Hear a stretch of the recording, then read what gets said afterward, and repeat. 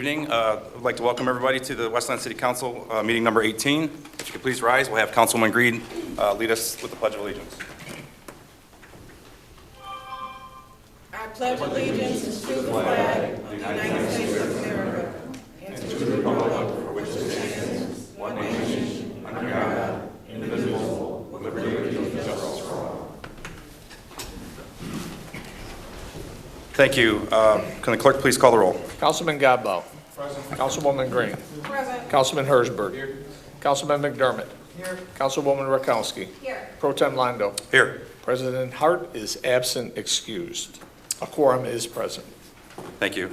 At this time, we'll move on to announcements and special presentations. We have one tonight from our Parks and Recreation Director, Kyle Mulligan.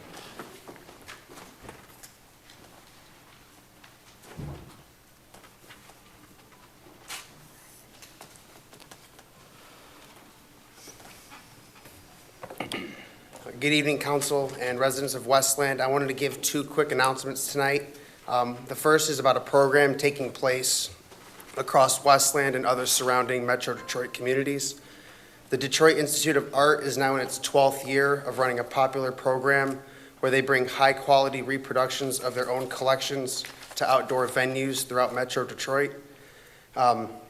Westland was granted the opportunity of displaying 6 pieces at 6 different locations across the city. Now, through the end of October, residents of Westland can visit any of these locations to take part in this community engagement effort made by the Detroit Institute of Art. The 6 locations this year are as follows. Westland City Hall at 36300 Warren Road, located near the drop box to the right of the entrance. That piece is called St. Jerome in His Study. The Senior Friendship Center at 1119 North Newburgh.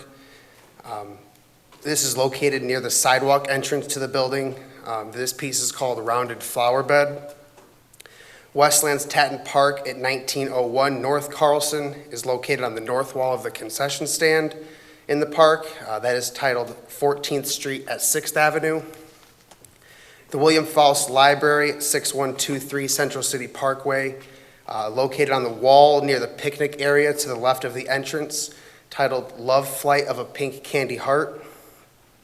Westland Historical Village Park at 857 North Wayne Road, located in front of the Octagon House. This piece is called the Piazza San Marco. And then last, the Jefferson Barnes Community Vitality Center at 32150 Dorsey Street, located near the front of the main entrance. This piece is titled A Woman. For more information and to see the map locations, you can visit cityofwestland.com at the Parks and Rec page, or visit dia.org/insideout. Make sure that you guys visit these sites before the DIA removes them at the end of October. Facebook users can follow Inside Out updates and share their experiences on the Inside Out Facebook page, and can also follow updates on Twitter, Instagram, and Snapchat by following @DIA Detroit. When visiting and posting to social medias, we ask that you please share by using the hashtags DIA Inside Out and Inside Out USA. The other announcement I had is this coming Saturday is the next third Saturday in the park cleanup. We're actually going to be doing 3 different pocket parks in the Norwayne area, Liberator Park, Northgate Park, and Merriman Park. This park cleanup will start at 10 a.m. where we will meet at Merriman Park and then disperse throughout there. It only takes about an hour to 2 depending on how many people we get. So again, that is 10 a.m. this Saturday. We will be meeting at Merriman Park, and that address is 31376 Grand Traverse Avenue Street. Thank you very much. Thank you very much, Kyle. At this time, I'd like to open up to questions or input on the agenda items from the public. This section will allow a person to be recognized only at the beginning of the meeting to address the council pertaining to items that are specifically on the business agenda at the meeting. Questions asked will be answered during the agenda item following a motion and support from the council. Questions asked may be responded to during the agenda item following a motion and support from the council. Anyone on the left side have a question on the agenda? Anyone on the right side have a question on the agenda? Anyone in the back? Are there more agendas? Yes, ma'am. They're right out there in the on the bookshelf. Yeah. So Last call for questions or input on tonight's agenda. We'll close the citizens' comments on the agenda and move on to the consent calendar. So moved. There's a motion on the floor and has support. Is there any discussion? Any discussion? Any dissent? Hearing no dissent and seeing no dissent, unanimous roll will be attached. Council has approved the following consent calendar items. Approval of minutes of the regular meeting held August 2, 2021. Approval of a request from John Glenn High School to conduct their annual homecoming parade on October 1, 2021, 5:30 p.m. starting at Stottlemyre School, proceeding west on Marquette to John Glenn. Request from VFW Post 3323, located at 1055 South Wayne Road, for a special one-day liquor license to serve alcohol at their tribute show event on September 17, 2021. The event will be held from 5 p.m. to midnight. It will raise funds to assist veterans and assist the community.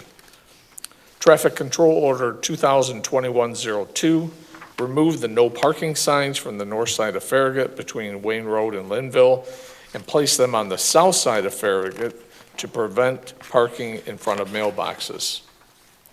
Approval of bid for multifunction printer fleet replacement services at a monthly rate of $1,277. Administration recommended Canon Solutions America and authorizes the mayor and city clerk to sign a contract approved by the city attorney and executed by the vendor. Approval of renewal of existing business licensing module with BS&A software in the amount of $9,213.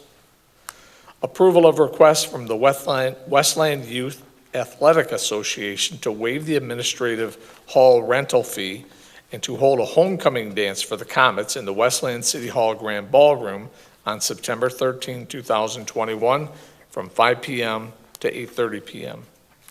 Last item approved on the consent calendar today, adoption of a prepared resolution authorizing the acquisition of one property, 33413 Bending Court, acquired through the Neighborhood Stabilization Community Development Block Grant and Home Programs to demolish for future redevelopment and in exchange for the resulting demolition of this blighted structure. Moving to new business. Motion to authorize the mayor to vote on opioid bankruptcy plans and vote to approve national or state opioid settlements based on the recommendation of special counsel Bernstein, and to review and recommendation of the city attorney, and further that the city attorney provide written update to the council when this limited opioid authorization has been exercised. Motion on the floor from Councilwoman Rakowski. Is there support? Support. Support by Councilman Gadbout. Is there any discussion? Any discussion or dissent? My light is on. Okay. Councilwoman Green? Okay, for item one, I just want to state for the record, we just had a closed study session and received some very encouraging news that I cannot discuss due to it being a closed session. But this particular motion is one that is requesting that city council basically be omitted from the current process at hand, which is city council has to be advised before the mayor and or the city attorney moves forward with legal action on behalf of our city. This particular motion is asking to allow the mayor to move forward on behalf of the city without city council being called to a meeting, whether it's in person or via Zoom. Our meetings can be scheduled within as short as 24 hours. The reason given at the closed session today, or the conversation during the session, was that this has been proposed in the event that city council cannot be convened, and discussion in terms of city council not voting on a previous recommendation, which is false. City Council has not been summoned at any point by the attorney, the mayor, or the council president to have any meeting regarding this lawsuit that we were not able to convene for. And also, again, with the convenience of Zoom and all of us living locally here, I do not agree with removing the authority of City Council, which is the body of checks and balances for our city, and allowing the mayor to move forward based on the recommendation of the city attorney, who he appointed, which we pay him almost $1 million a year as our city attorney and city prosecutor. That is an appointment that the mayor made. I am not comfortable with the two of them getting together and moving forward with legal action and then updating City Council at some particular point in the future after they've moved forward with whatever they decide is most feasible. City Council is supposed to be the body of checks and balances. And again, we have not ever been called to a meeting that we were not able to quickly make, nor is this a situation to where there's any reason why we would not be able to quickly do so in the future. So I will not be supporting item 1. Thank you. Thank you. Any further discussion from the council? Councilman Hersberg? Thanks. Yeah, I have to agree. I mean, no matter which way we vote on this, it's still going to move forward, and there's still going to be a lot of positives from it. But I do have to agree, if they want to come back to council and we can do a special meeting, I don't have a problem with it. So I'll be voting no. Thank you. Thank you. Any further discussion from the council? Any dissent? Okay, can the clerk call the roll, please? Councilman Godbout. Yes. Councilwoman Green. No. Councilman Hersberg. No. Councilman McDermott. Yes.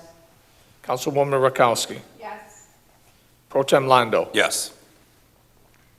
And President Hart is absent, excused, motion passes. New business, item 2, approval of site plan for proposed parking lot 28616 Warren Road, north side of Warren, between Inkster and Middlebelt.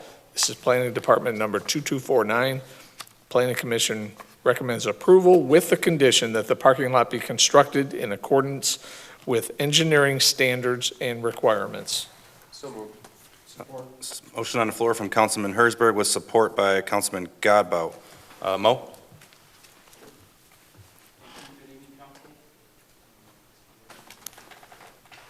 This property is located on the north side of Warren between Inkster and Middlebelt.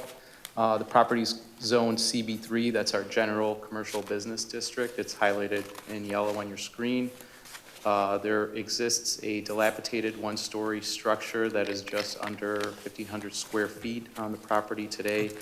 The petitioner proposes to rehabilitate this building and use it as an office building for an HVAC contracting company. This requires the construction of off-street parking to accommodate the office use. The petitioner is seeking site plan approval for the construction of that parking lot, just east of the building. I'll show you what that looks like in a second, but this is a fairly recent photo of what the property looks like today, and the red outline shows where that parking lot will be constructed. The proposed parking lot provides 6 off-street parking spaces, which is compliant with the requirements for the size of the proposed office building. A masonry wall will be constructed along the north property line to screen the commercial use and parking lot from the neighbors to the north. There is also a 20-foot landscaping buffer that's proposed on this side of this property, which is facing Hartel, and also along Warren on the front property line there, which is a requirement by the zoning ordinance. And there is also a dumpster being constructed just to the north, hidden by the building, behind the building. The Planning Commission held a meeting on August 4th to review and discuss the site plan and is recommending approval to you. This is what the site plan looks. Just east of the building is where those parking spaces are constructed. Dumpster back here, and the 20-foot landscaping buffer along Warren and Hartel. Be happy to answer any questions you may have. Thank you, Mr. Ayub. Is there any questions or comments from the council? Councilman Hersberg? Thanks. I'll be in support of this. I think we've all been waiting a long time to see some movement on this property, and I think the neighborhood's going to be pretty happy. But I do have a quick question. I couldn't see it very well on that last slide, Mo. Are they going to be putting in sidewalks on Hartel Street? There is a sidewalk proposed on Hartel Street, right here. You can Okay, I just wanted to make sure. Thank you. Yep. That's it. Thank you. Any other questions or comments from the council? Any dissent? Hearing and seeing none, we can attach a name in this roll to that one. New business, item 3. This is to open nominations for delegate to the annual Michigan Municipal League Convention. Thank you. Are there any nominations? Councilwoman Rutkowski. I nominate Councilman James Godbout. Are there any other nominations? Motion to close nominations. Motion to close nominations by Councilman Hersberg. Does it need support? Support by Councilman McDermott.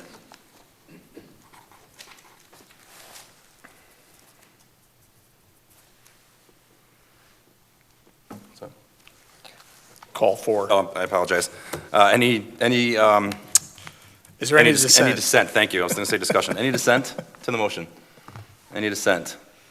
Hearing and seeing none, unanimous roll will be attached to it. New business, item 4, designation of delegate to the annual Michigan Municipal League Convention to be held September 22 through September 24 in Grand Rapids. Councilman Godbout has been nominated. So moved. Motion by Councilman Hersberg with support by Councilwoman Rutkowski. Is there any discussion?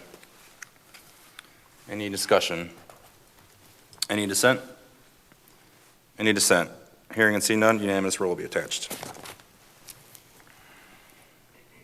Item 5, this would be for nominations for an alternate in the event that the delegate is not able to attend the annual Michigan Municipal League Convention. Thank you. At this time, looking for a nomination? Are there any nominations? I apologize. Councilman Godbout? Yes, I'd like to nominate Councilwoman Andrea Rutkowski as the alternate. Are there any other nominations?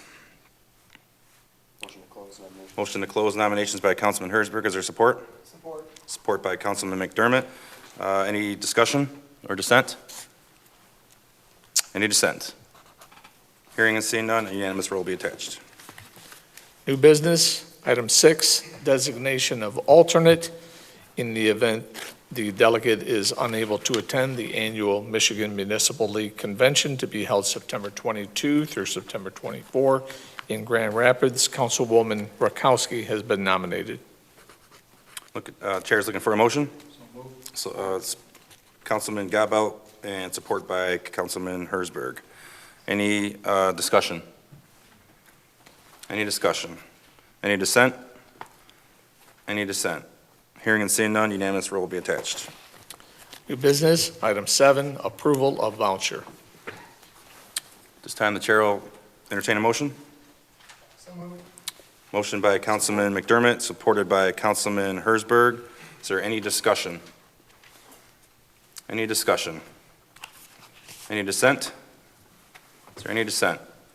Hearing and seeing none, a unanimous roll will be attached. At this time, we'll move on to public comment. Everyone speaking before the council shall do so in a civil manner. Point of order, we have to approve the voucher. Oh, I apologize. We just did, didn't we? Yeah, you did. We did, yeah. Yes. Oh, my God. You're okay. Scared me for a minute. All right, at this time, we will move on to public comment. Everyone speaking before the council shall do so in a civil manner. Speakers shall refrain from abusive or profane remarks, vulgar language, disruptive outbursts, threats, racial slurs, or other conduct that interferes with the orderly conduct of the business meeting. Personal attacks on council members, the administration, city staff, other speakers, or members of the public will not be tolerated. The clock will start upon the first words of the speaker and will not stop while the speaker is recognized from the floor. It is the speaker's option to ask questions at this time, and the person questioned may choose to respond during the speaker's allotment of time. The clock will not be stopped once it is started. The clock will continue to run until the speaker is completed or their speaking time has exhausted, whichever is first. At this time, I'll open up the floor. Anyone on the right wishing to speak?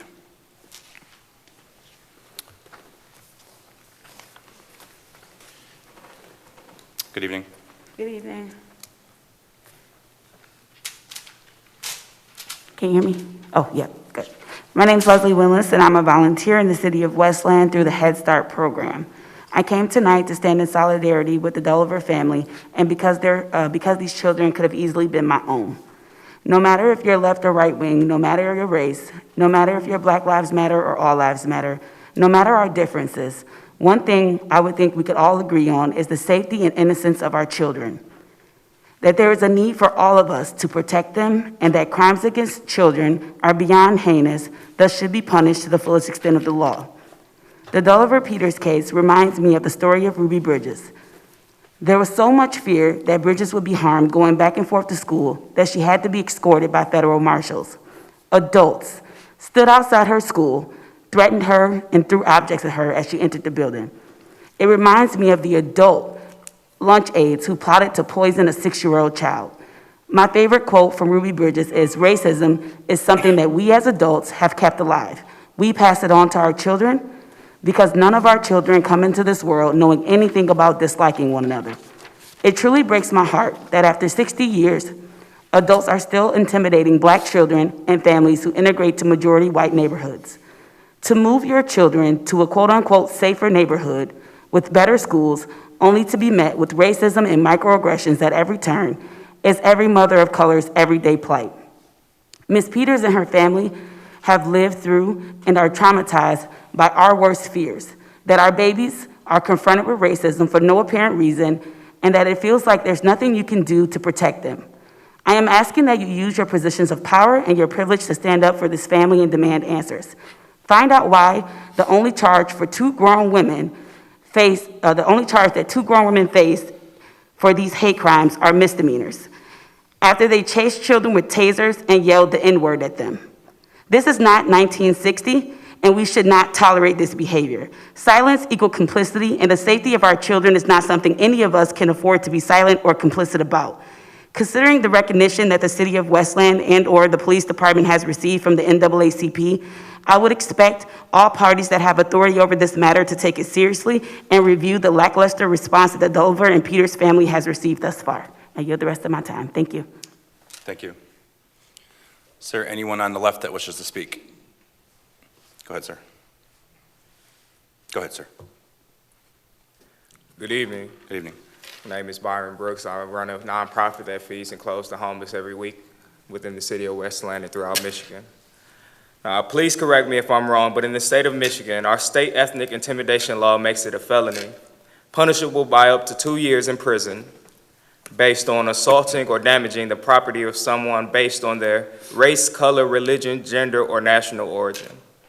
So if that's true, please enlighten me on how 2 white women can chase Black children while calling them the N-word, then proceeded to assault their mother of those children, a Black woman right here in the city of Westland.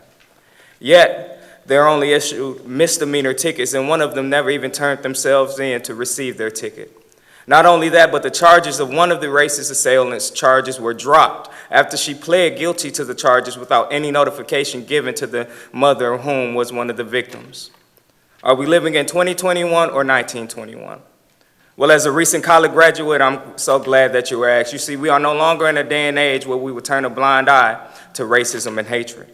We are no longer in a day and age where Karens can hide behind their white privilege. We are no longer in a day and age where we will allow the justice system to blatantly serve injustice to Black and brown individuals, but we are in a day and age where accountability is no longer negotiable. We are in a day and age where we will protect and stand up for our Black women and children. We are in a day and age where our children will be able to walk down the streets of Westland, Michigan without worrying about being assaulted and chased with tasers by white women hiding under their privilege. We are living in a day and age where we will vote each and every one of you out of your positions if you do not get with the program and serve us equity and justice for all residents of the city of Westland, not just those who lack melanin within their skin.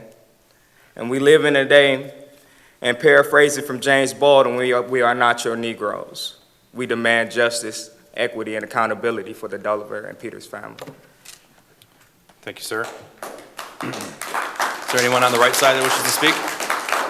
Anyone on the right side that wishes to speak, ma'am? Good evening. Good evening. Can I clarify with the chair before I start my time? Pastor John Duckworth called President Hart and wanted to make a statement, but I just want to clarify if I can read his comment and then have my own 3 minutes. Typically, well, I don't know what President Hart said, but typically we don't allow that. So if you want to hand it to somebody else, maybe they can read it for you. That's interesting because he told Pastor Duckworth otherwise. You're allowed to read it. Well, if she wants to read it, but I can't give her 6 minutes. I'm reading his Go comment ahead. and I'm reading my own, so ahead. I'll start the clock. Go ahead, ma'am. I need to clarify though, can I have my own comment time? Go ahead. To all of the decision makers of Westland, I have been a community partner for the last 19 years. I've always opted to help improvements instead of being a sideline critic. I've always measured my statements. But I will always stand on the side of justice, even if it makes others uncomfortable.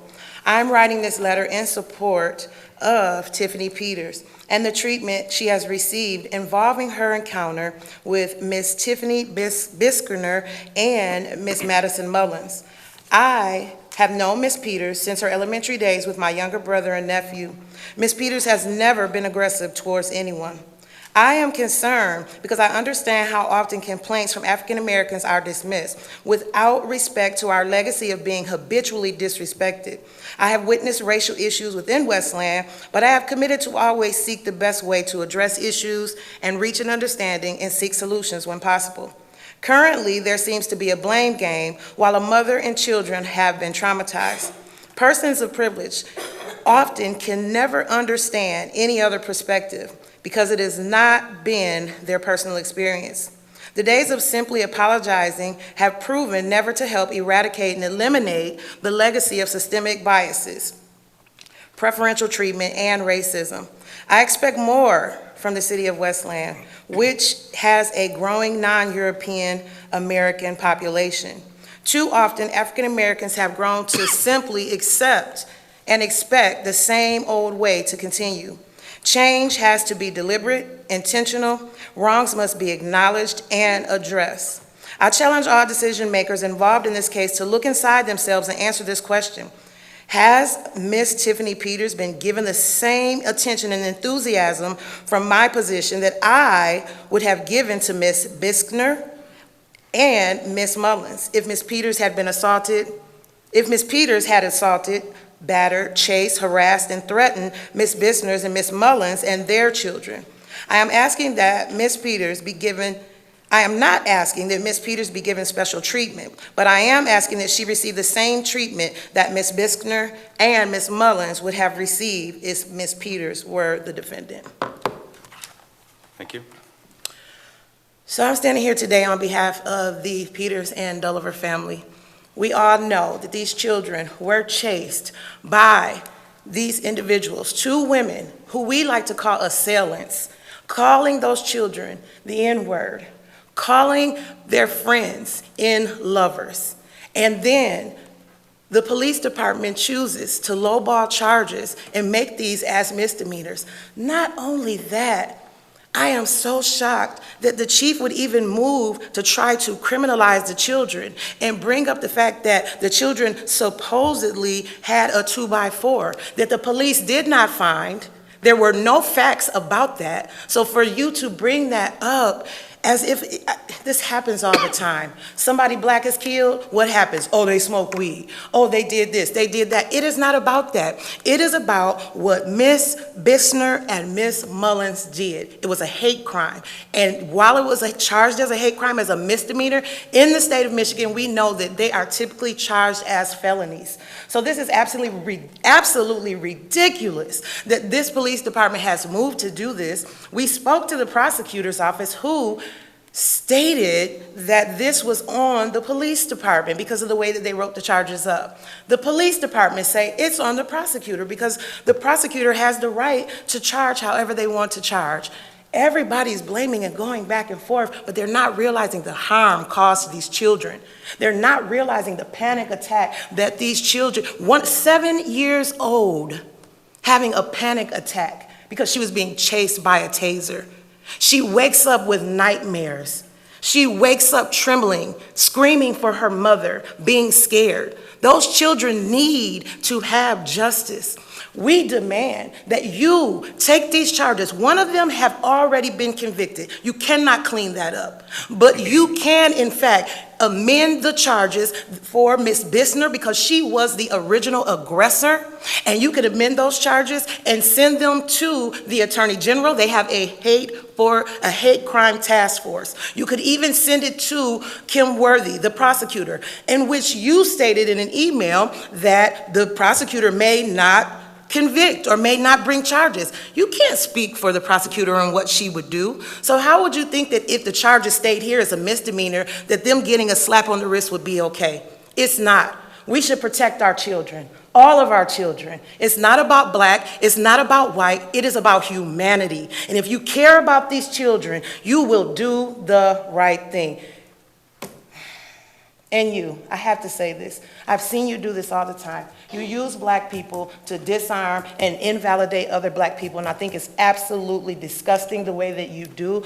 And we need to make sure that if we're going to have a mayor, that he is going to be for all people, and I do not believe that you are. Thank you, ma'am. Is there anyone on the left side who wishes to speak? Anyone on the left side who wishes to speak? Ma'am? Good evening. Good evening, Council. My name is Crystal Linton. I am here in representation of the National Action Network Inkster Western Wayne County chapter, where our president is President William Miller, who is unable to attend tonight. And we are here to express the concerns of the citizens that we serve, primarily Inkster and the surrounding cities, about the Dulliver and Peters case. We were at the table when William Marshall died in the cell. We were at the table at the town hall meetings when George Floyd was killed and Westland, well, after William Marshall, you got body cameras. We were at the table when George Floyd was killed and Westland hosted a big summit, and there were supposed to be town hall meetings, and those fizzled out. We had Jerry Brown before us, who was tased by Westland police with the taser, Jerry Shingles, who was tased. So I can go on and go on and go on. My mother was born in 1930, raised in a little city called Canton, Mississippi. And she was a nanny to a white family. She took a little white girl to the ice cream shop because a new ice cream had been introduced called orange sherbet. And the little girl, the ice cream shop owner gave the little girl an orange sherbet, and he told my mother, who was only 8 herself at that time, this is not for you, girl. And that breaks my heart even today. But here we are, that was in the 1930s, and now we're in 2021, and our children are still being mistreated by racists. We have to get on the right side of history. And Westland Police Department and judicial system has to do better. We've been at the table with you time and time and time again. I can't go back over, these people have stated it so well and spoken so well. So there's no need for me to restate the obvious. Little black children should not be chased home, being called the N-word with tasers. Their mothers should not be punched in the face.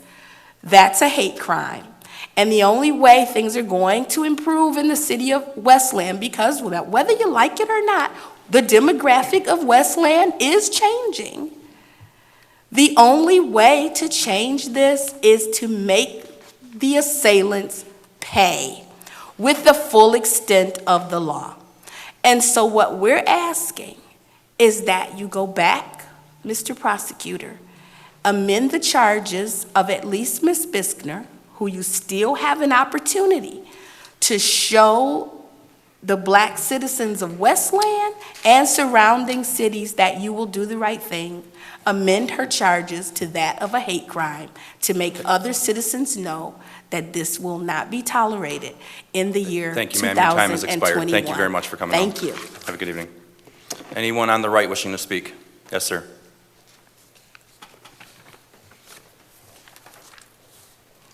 Good evening. Good evening. My name is Edward Sanders. I go by the name of Baraka. I recognize that the most vulnerable people in our society are children. Evidence of that is that there are 2,500 plus of them serving life in our prisons without the possibility of parole. They sit at defense tables sometimes without their feet being able to take and reach the floor. And those of us, we allowed it. And so we are the leading nation in the world with children in prison. The leading nation in the world. I know I'm one of them. I'm one of the former children that served life in prison without the possibility of parole. I served 43 of those years. And there were other men and women or former children that was in those conditions with me. Some had served as many as 10 years more than me. Children. I met children who had been in the prison before Dr. King or Kennedy was killed. Still sitting in prison. They are the most vulnerable people in our society. If you sit well, if you sleep well with that knowledge, great for you. God bless you. They look for men and women like you, whether you're in that suit with a tie or you're in that uniform with a star on your chest. They look for you to take and protect them. They expect that. They have that expectation. They don't expect any adult to traumatize them like that. Most of those children that are in prison that I mentioned, the 2,000 plus 500, are people that have been traumatized as children. When children are traumatized, they do the same thing. They do the same thing. And to justify their place in there, some of us say they are child murderers. How do a child become a murderer? We say that, and the other things that denigrate those children, to take and wash our hands of blame. So we say they are predators. How do a child become a predator? I never seen a child that didn't emulate what they seen. If you look at the people who are predators, who are pedophiles and others that take and prey on children, and I witnessed them in prison. I hardly ever, and I was a jailhouse attorney, so I had the privilege of being able to look at their records. And I also had a major in behavioral science that I acquired while I was in prison. So I had a chance to take and even look at medical records. I had a chance to take and observe. As my professor told me, this is a perfect laboratory. Sir, your time has expired. I apologize. Okay? But my word is, don't neglect the most vulnerable ones in our society and then take and use our adult excuses. We are good at defending ourselves, but let's try to defend children for a while. Thank you. Thank you, sir. Anyone on the left-hand side wishing to speak tonight? Anyone in the back? I apologize, I haven't asked the back. Anyone in the back wishing to speak tonight? Anyone on the right wishing to speak? Yes, sir.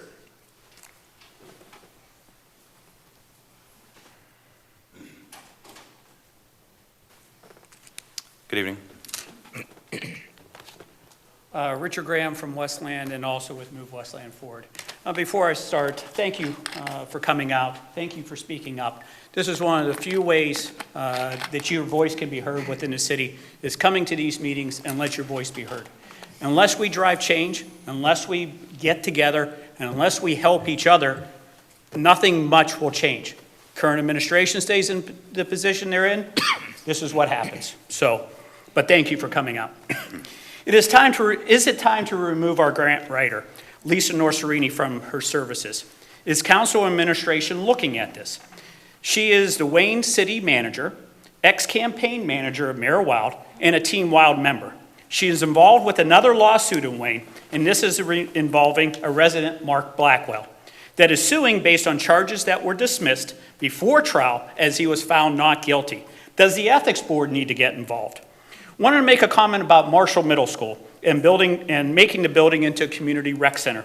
Hopefully, everyone on council is paying close attention to the very large costs that run this building. How will it be paid for?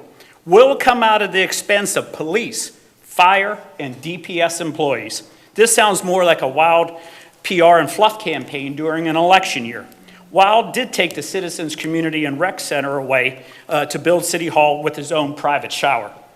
What's shameful the last council meeting is resident after resident came up asking about the Wildwood bike path.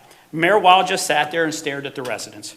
I frankly was shocked to hear that this multi-mile bike path just was going to cost $17,000. All that being done, and it's kind of some striping on the road. Another campaign, another election year stunt. Through the chair to Mo, how much did Dearborn pay for the bike path? I bet it wasn't just $17,000. Staying with the theme of 7 years ago, when Mayor Wild stated I was having a war with him. Shameful to use the word war when so many of our servicemen have died. 7 years ago, Westland was ranked as a top 50 city to live. We have never improved our ranking and have only slid backwards. 14 years ago, Wild worked hard for the residents. 7 years ago, he started working hard for himself and has become a part-time mayor.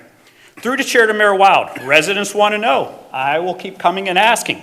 If you are elected and you are sworn in mayor in January 22, will you serve your full term as mayor of Westland? A large multi-million-dollar pension depends on this. Mayor Wild, will you stay mayor for the 4 years if you're sworn in? Mr. Chair? Yes, sir. I'll answer his question. My comments. Thank you. Thank you. Thank you. Anyone on the left-hand side wishing to speak tonight? Yes, sir. Good evening. Good evening. This is Arthur Warren, president of the Southeast Westland Homeowners Association, which has been in existence since 1955, which has struggled against the question of racism at that time in Natkin Township and the question of this updated city of Westland.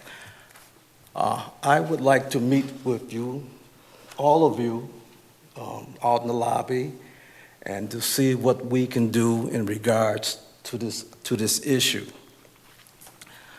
I don't know what will come of it, but we will, if we have to start a movement, we'll have to do that, because I think that it's a serious crime for people to even attack anybody on the question of racism, let alone children. So therefore, after this meeting is over, I'd like to get all your names and numbers and meet with you guys. Thank you. Thank you. Anyone on the right-hand side wishing to speak? Yes, sir.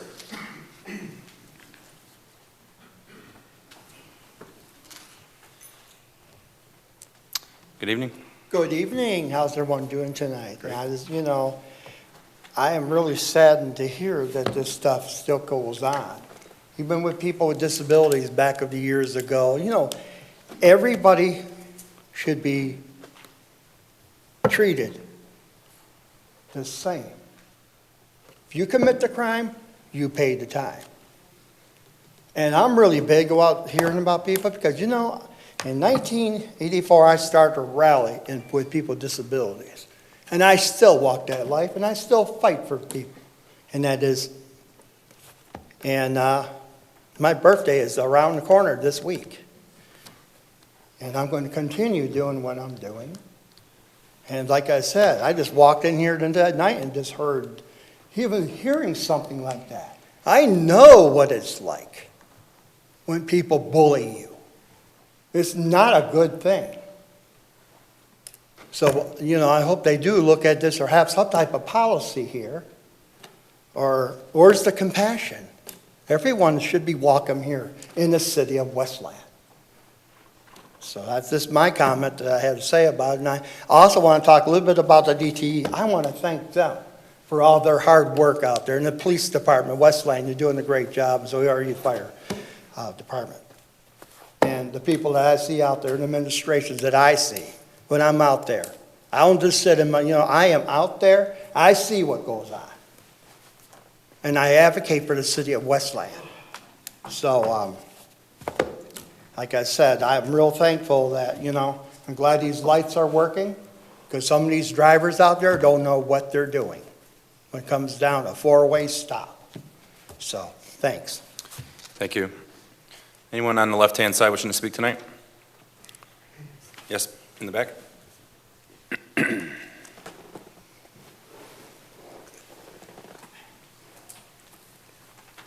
Good evening. Good evening. How you doing? Great, how are I'm a you? resident. I've been a resident of Inkster, Michigan for a very long time. I'm not a good speaker, and as a kid, growing up in Inkster, we knew that Westland was racist.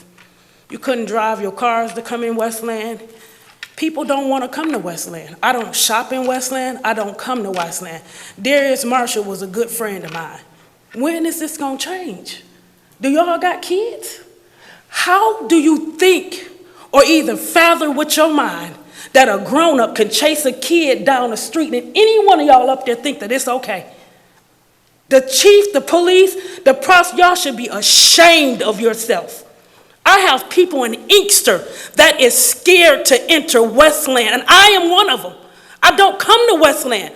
I've been embedded as a kid that this is a racist city and you don't come here. As a kid, and it's still going on. Look in the mirror, y'all have kids. Do any kids, grandkids, if somebody chase your kid home, I don't care what color they are. I don't care what color they are. If they chase your kids home with a taser, intimidate them, calling them names, how would you feel? What would you do? When y'all go home tonight, ask yourself that. If your kid came home and said, hey, Ma, I had a lady or father chasing me home from school, what would you do? What would your action do? The prosecutor, you should be ashamed of yourself. The chief of police, you should be ashamed of yourself. The mayor, you should be ashamed of yourself. You should be ashamed. These are innocent kids. They can't buy food. They can't do anything. They look for us, the grown-ups, to protect them. What are we doing here in this city? What are we doing here? This has been going on since I was a kid. And I'm still scared to come to Westland because of the color of my skin. I said, I am scared to come to Westland because the color of my skin. I have been like that since I was a kid. It was embedded in me that Westland is racist. Do not go there. How? When are we going to change this? Our kids, go home and think about that. Kids, grandkids, nieces and nephews. If they chase your kid home, what would you do? I'm not a speaker. I don't get up and do this. But this burned me up because I dealt with it as a kid. So should my kids and the kids around me have to deal with it too? Who are going to protect them? Why you got that badge on if you can't protect the city? The chief of police, why do you have it on? Why did you take the job? Ma'am, your time has expired. Thank you for coming Peace up. and love. Anyone else in the audience? Anyone else in the audience wishing to speak tonight that hasn't spoke? Anyone else in the audience? Okay, we'll close citizens' comments and move on to comments from the mayor. Let me just get back to the screen, Mayor. Give me a second here. Home here. Where's the mayor? There's the mayor. Gotcha. All right, thank you, Council President Pro Tem. To answer the question from the audience, yes, I do plan on serving my four-year term. Thank you for asking.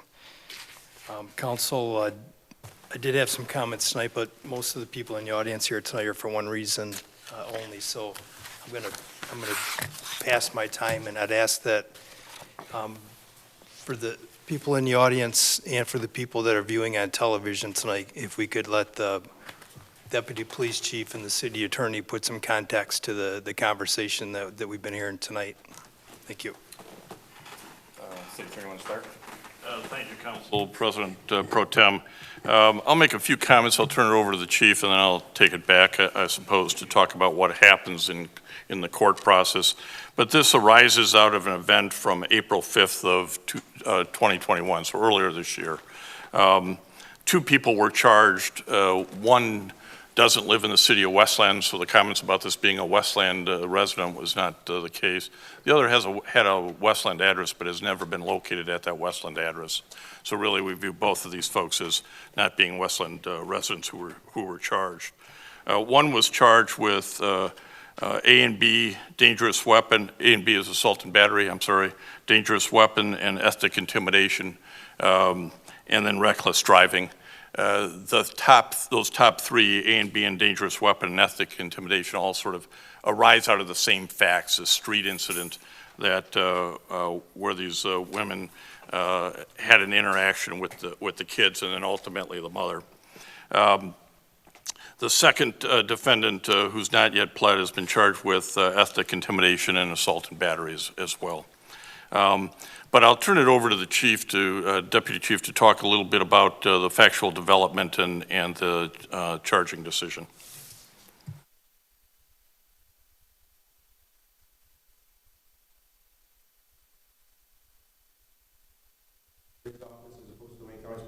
Wayne County Prosecutor's Office was for the following reasons. There was 7 people interviewed in this case. There were some variations with the facts. The 2 defendants that were mentioned don't have any prior criminal record at all. The county prosecutor may not have issued charges based on those reasons. If the county prosecutor did, the case could be handled under the Homeless Youthful Training Act. That's known as HIDA, which would make the conviction removed after a brief period of probation if there's no further incidents. But based on those circumstances, we felt best that we charge the defendants locally. One defendant did plead guilty to ethnic intimidation, and this is a permanent record. It doesn't get removed after a period of time of probation or anything like that. Thank you. Yes. As many people know, most criminal charges get resolved by plea agreements. Plea agreements often involve trading off certain charges to get the charge that the prosecutor and maybe the victim is looking for.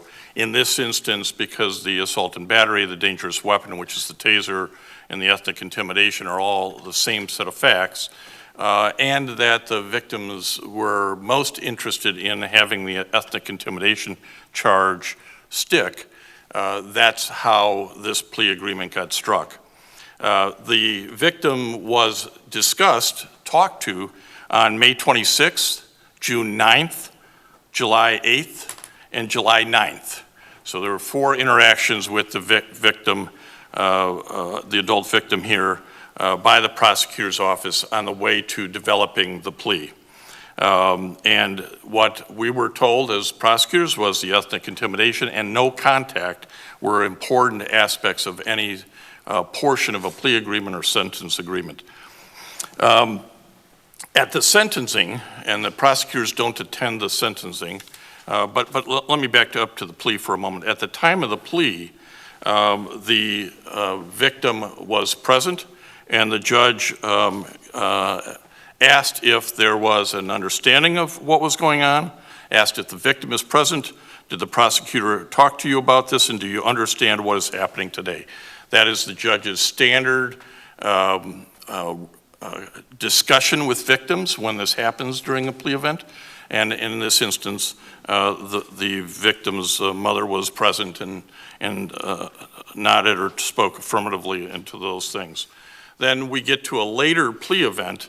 After the plea event, which was July 9th, about a month later, August 6th, the sentencing occurs. This occurs again with the judge, the victim, and the defendant. In this instance, it was by Zoom. The prosecutor does not attend that. In this instance, the victim, a victim advocate was also on Zoom, as I understand it.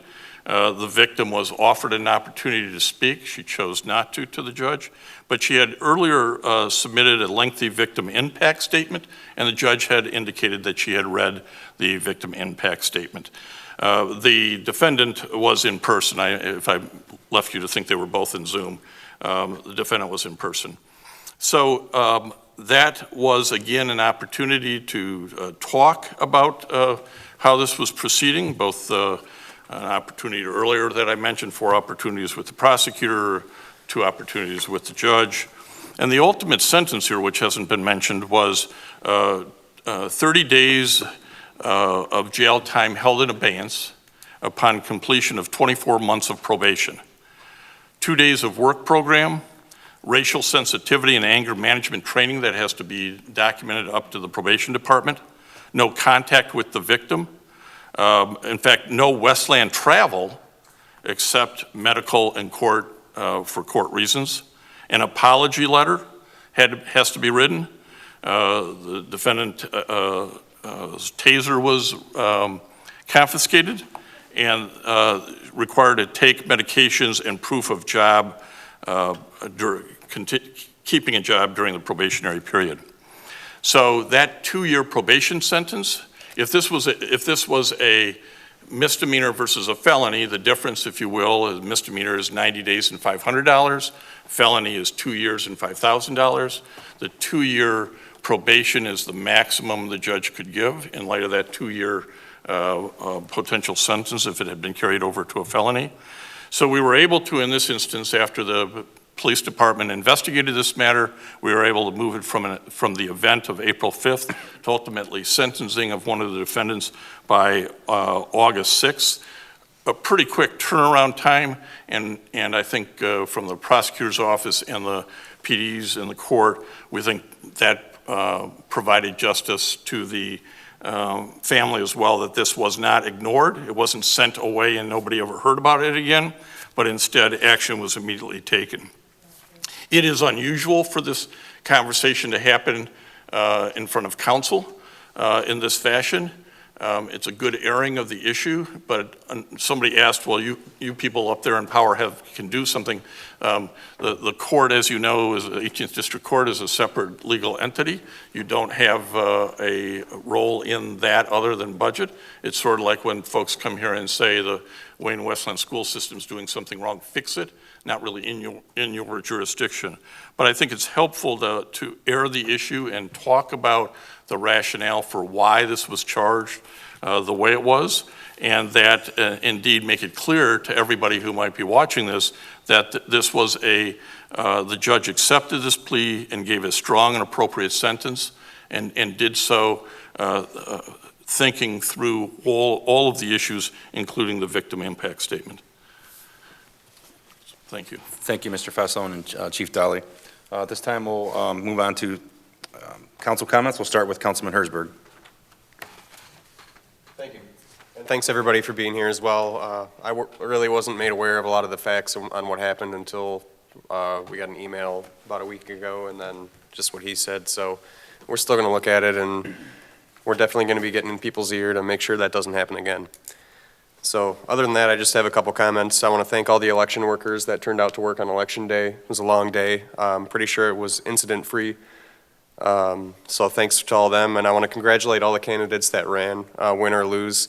It really takes a lot to put your name out there, and it takes a lot out of you. So just congratulations to all the candidates. I want to wish Ray Schuholtz, he's the chairman of our Disability Concern Board, happy birthday. And then I just want to remind everybody that next Tuesday, the 24th, we're going to have a study session and a discussion on the proposed Wildwood Bikeway. So we'll all be there. I have some things to say. I think I let most on council who I've talked to know how I feel about it. So hopefully we do get that cleared up after the study session. That's it. Thank you. Thank you. Councilwoman Green. Yes, thank you. I wanted to thank the people who came in tonight to share your concerns regarding the issues that occurred with the Peters children.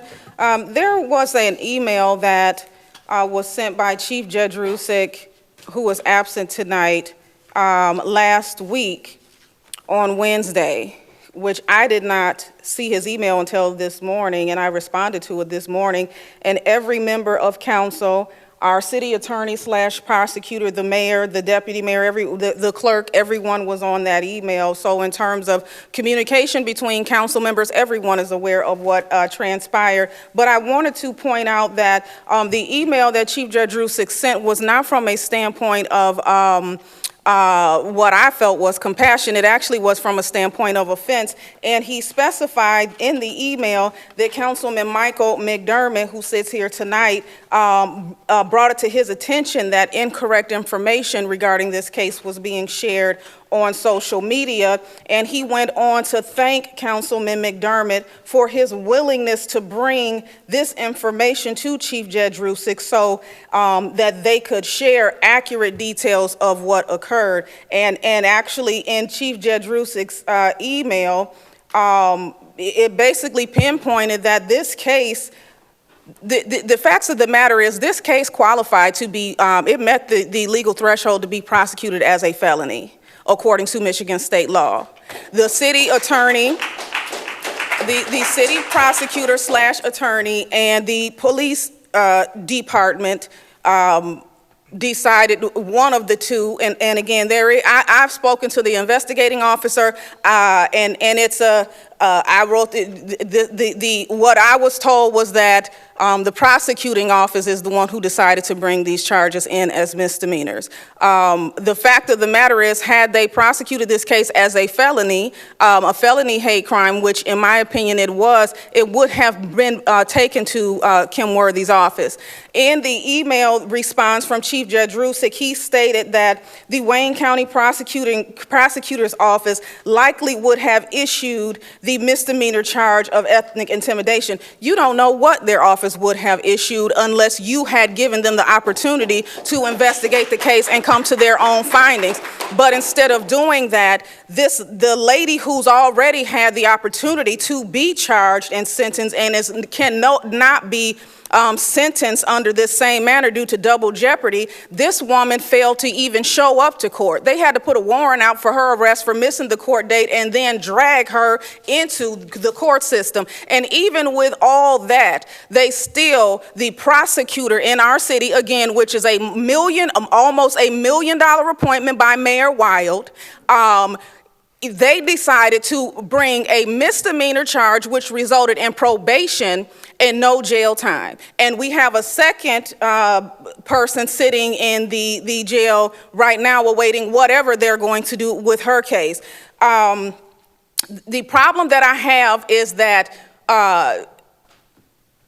these children will never forget what happened to them. There are certain things when it comes to trauma that I still remember from when I was a little girl. And for the police department or the prosecuting attorney to take a position to where, the Wayne County sheriff or the Wayne County prosecutor may not have done, you didn't give them the opportunity to do. You cut them off at the knees, made your decision, which is a decision that resulted in at least one of these two women, by many people's opinion, being undercharged in the city of Westland. And you have the audacity to send me an email from a standpoint of offense and thank Councilman Mike McDermott for letting you know that people are lying about the truth of this case on social media. I am appalled at what happened in this city. I am appalled that we will sit here and look to make excuses, and there'll be people as they make their comments tonight. It will be very eloquently stated that there's no place in our city for this and that this is wrong, and these same people will continue to take a blind eye when the cameras are shut off, and it is unacceptable. The difference between me and many of these people is that I don't side against my residents. I will not side with my colleagues if it puts my residents at a disadvantage. I have never done that, and I will never do that, regardless of color. This case was not handled correctly. The fact that these women went after these children, hurling racial slurs against these babies, one of them as young as 7 years old, hurling racial slurs, whipped out a taser on these kids, and they chased them down in vans and then got to the mother's house and assaulted the mother. And Chief Judge Rusick even admitted in his email that the mama was assaulted by one of these women. And you come up with a misdemeanor charge and no jail time and probation, and you have the balls to send me an email and thank Councilman McDermott? who obviously has no problem with the truth of this matter. And I would encourage the people sitting here tonight and in general, do not listen to the comments and the glitz and glamour of what politicians say. We know what to say to get elected. Look at our actions. Look at how we vote. Look at what we show up for and what we will not be present for. That's how you know what's important to us. I'm sick of it. I'm sick of people of color, seniors, women coming to me feeling like they are not being heard in our city, and they obviously are not. I'm sick of the certain African Americans in our city who receive money from the city of Westland and city officials, and they get up and they sing the praises and turn a blind eye to what is happening in our city, but what people don't know is they're being paid. So I would encourage you all to, when they come to you and tell you, I want to help you out, consider the source, because not everybody is here to help.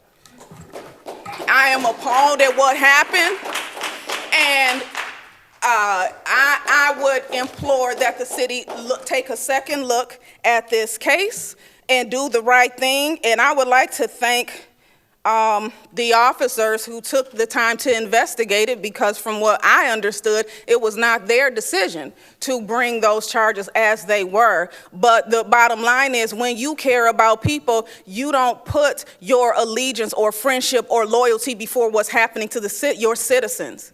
And somebody needs to do something, and it needs to be done now. I am embarrassed by this. My heart breaks for these children, and something must be done in Westland, and we must not stop until we get justice for this family. Thank you. Thank you. Councilman Godbout.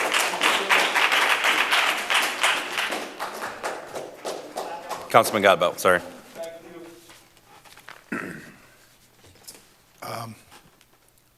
First, I want to thank you all for coming up this evening. I know it's tough to get up here and speak, but you did so eloquently, passionately, and it didn't fall on deaf ears. And I agree, there is no place for intimidating children, regardless of what race they are. You know, if those were my grandchildren, I'd have been as upset as every one of you are. So, again, thank you for, coming forward and speaking your opinions. I won't make any comments in regards to the legal action at this point in time, because there is legal action still pending on this. So I don't feel it's appropriate to speak on open legal proceedings that are occurring. With that, I'm going to move on to my other comments. I wanted to thank Steve Smith, who's not here right now, for sending us the update of the breakdown of expenses related to the June storm event that the majority of council allocated up to $1 million to cover during our special meeting. Those expenses actually totaled $932,826.89. This is the majority of the cost for the city's response to the storm event on June 25th and 26th. All of those costs have been submitted to FEMA for reimbursement, but again, I just wanted to thank Steve for putting that report together for us so that he kept us up to speed as to what the status was with that allocation. I also want to thank all of the volunteers who helped make the Blues, Brews, and Barbecue event a huge success. This event is not possible without the hours of support from the various community groups that help staff the event. And we'll be recognizing those community groups at a future council meeting. I'd like to congratulate the 7 fire department officials, including our chief, who received promotions and were sworn in earlier today, and the 2 new firefighters who were sworn in today. And then finally, I'd just like to thank my colleagues for the appointment as the delegate to the MML annual convention. That's all I have. Thanks. Thank you. Councilwoman Rutkowski. Good evening. My son's 7, so I feel it to the core. And I can tell you that if somebody hurt my baby, there ain't a thing I wouldn't do. We have the details or what's been presented to us. I don't want to comment on litigation because I don't want to mess up any legal proceedings. But I greatly appreciate you sharing the information with us, sharing your feelings and your passion. It's not new, right? These aren't new feelings. This isn't a new thing happening to people of color. And it is something that shouldn't be happening to anybody's babies, ever. So it's my hope that justice is done for the Peters family. I'm sorry, I can't speak eloquently on it. Excuse me. There's nothing eloquent to say about it. Moving on, I'd like to congratulate our fire department promotions and our new hires. It was interesting to see that former police officers' sons chose to be firemen. I'm sure they'll enjoy that at the dinner table. I'd like to thank DTE and their line workers for working so diligently to try to restore power to our area. I do know a lot of our families are still suffering without power, and I think the idea of having a $25 credit on your statement is just absolutely ridiculous. I don't know how $25 replaces all the food in your refrigerator, even if you have great insurance that'll just do that. It's almost insulting to think $25 is going to repair that. I'd like to see there be a change in how DTE and the privatization or the nonprofit privatization of the energy and utilities in our state are handled. It's absolutely ridiculous that there's blackout after blackout after blackout when other communities like Ann Arbor are getting $20 million grid upgrades. Why aren't we? Then I'd just like to thank my colleagues as well for nominating me to act as the alternate in the event that Mr. Godbout can't attend MML. I appreciate it, and I wish you peace. Thank you. Councilman McDermott. Good evening. My colleague is right. I did send an email to Chief Tadruzik. In that email, I stated that there was some information on the Facebook group, the event group for today, that had stated that they were not charged with a hate crime. This is undoubtedly and unquestionably a hate crime. This is something that should potentially be turned over to the Attorney General's office, to the Hate Crime Task Force. There's no doubt about that. I did send an email. She's 100% correct. I sent that email to the chief because I wanted to make sure that the information that we as a city council were given and that the information that the chief and the city prosecutor were giving out was fair and accurate information, and that what was presented on that Facebook page was also fair and accurate. No doubt about it. I sent that email. When the William Marshall situation happened here in Westland, I spoke out about it. I wasn't on council, but I spoke out about it to the detriment of for myself. When the incident where the man holding his baby was tasered, I spoke out about it. And there were a lot of people that were unhappy about that, thought I shot off at the hip and spoke out too soon. When there were Black Lives Matter rallies here in the city of Westland, I showed up and attended. When there were Black Lives Matter rallies in Ypsilanti, Ann Arbor, the city of Detroit, I went down there. I stood in solidarity. And you're right. Racism, discrimination has no home. And we've seen this for far too long. Whether it was a boy in Emmett Till, whether it was Amadou Diallo, Malice Green, Mike Brown, case after case that we've seen, whether it was in our city or whether it was outside of our boundaries. Totally agree. And what happened to the Dolliver and Peters family, what happened to those children is wholly unacceptable. And absolutely was racism. And they were absolutely targeted when we look at the facts of the case because those children were African American. And that is unacceptable. That's unacceptable. Yes, I sent an email to the chief. No, it was not to call anybody didn't do anything other than bring attention to make sure that we got accurate information out and disseminated. I'm friends with, Will Miller and Nan, and I would love to sit down with anyone in Nan. I would love to sit down with anyone in this room to discuss my email, to discuss my views on this situation. Absolutely. So this isn't about, and we shouldn't let just anyone make a spectacle when the cameras are turned on. It's about the work that you do when the cameras are off too.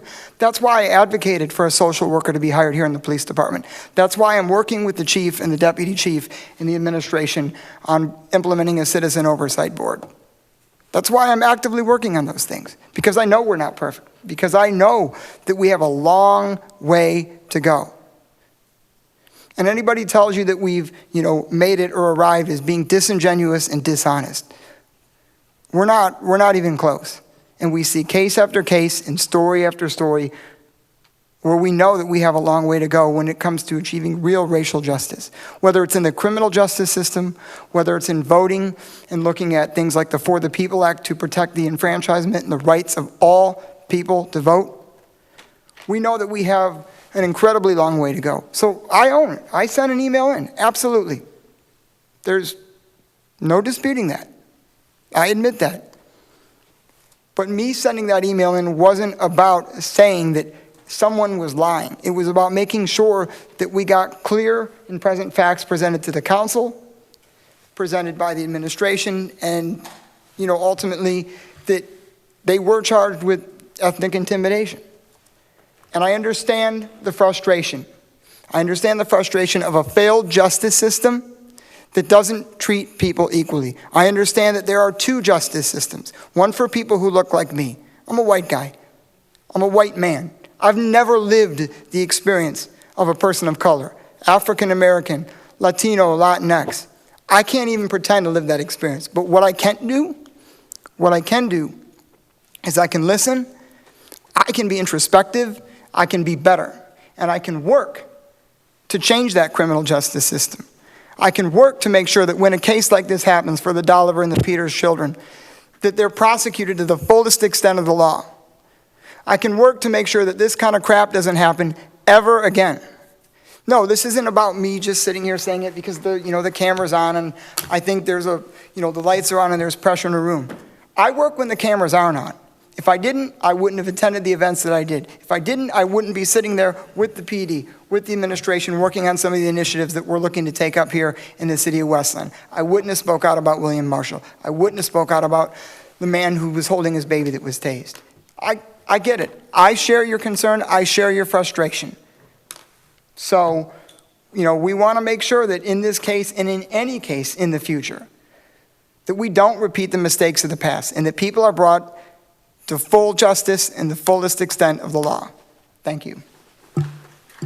Thank you, Councilman McDermott. I'll start off tonight with my comments by thanking Councilwoman Green for leading us in the Pledge of Allegiance tonight. And then also thank you to everyone who attended tonight and everyone that spoke. We appreciate your respectful comments tonight during a very passionate issue. Speaking last is always tough, but I'll echo a lot of the sentiments of my colleagues, and I also won't be commenting directly on the case itself as there is pending litigation. Thank you, though, to the city attorney and the police chief or deputy police chief for providing some more context on it, though, as well. To the clerk's office, thank you for you and your staff for everything you did for a smooth election process, and congratulations to all the candidates that ran and were successful. And like Councilman Herzberg said, even those that weren't successful, you did put your name in the hat to run, and that's a very admirable thing to do. It's not an easy thing to do, so we appreciate you guys all stepping up to run for office. Stay involved. That's what I always say to people. Stay involved in the city. If you really love the city, you're going to stay involved, and we encourage you to. It was kind of mentioned earlier before the meeting tonight, the mayor and Chief Morris held a new hire promotion ceremony, which we haven't done in a very long time, or as long as I can remember. So thank you to Chief Morris, and congratulations, Chief, for finally being sworn in promotionally and could have your family here and supporters. Congratulations also to Deputy Chief Daryl Stamper, Assistant Chief Jeffrey Lahovich, Battalion Chief Kyle Soiko, Captain Matthew, I'm going to mess up his last name, Pazinski, Andrew Ellis Jr., also a captain, and Stephen Parker, a sergeant. We also swore in two brand new firefighters, Eric Fanas and Quentin Vidori. So we welcome all of them to, as Chief says, the bravest and best fire department around, so we appreciate you guys. Also, thank you to the mayor, Chief Judge Ruzick, and his staff for opening up a beautiful, brand-new state-of-the-art training center at Westland Police Department. A few weeks ago, they had a ribbon-cutting ceremony or a ceremony for it for two icons in our community in the law enforcement field. Our former Judge Charles Bocos and Angela Plakis, who used to be our city attorney. It was great to see so many familiar faces in there. President Godbout probably knew a lot more than I did, but it was nice to see a lot of the retirees come out. It really showed the respect that those two men have in this community. So thank you to the mayor and the chief for dedicating that room to them. Another shout out to our DPS workers who had to work around the clock for not only Blues, Brews, and Barbecue, which was a fantastic event, but the recent storm damage that we had. Those guys just aren't getting a break. So we appreciate everything that our DPS workers have been doing to protect our residents and to help out with the storm debris. Blues, Brews, and Barbecue was fantastic. I was only able to attend the Saturday night, but that was one of the best fireworks and drone shows I've ever seen. So if you didn't get a chance to see it, I hope we're going to do that again next year because that was absolutely incredible. So many people were applauding the city for putting that on, so thank you to that. Lastly, happy birthday to Ray Schuholtz, and happy 70th birthday to our longtime friend and Westland resident, Hank Johnson. And at this time, the chair will entertain a motion to adjourn. Is there support? Supported, Councilman Gabel, supported by Councilwoman Rakowski. Thank you.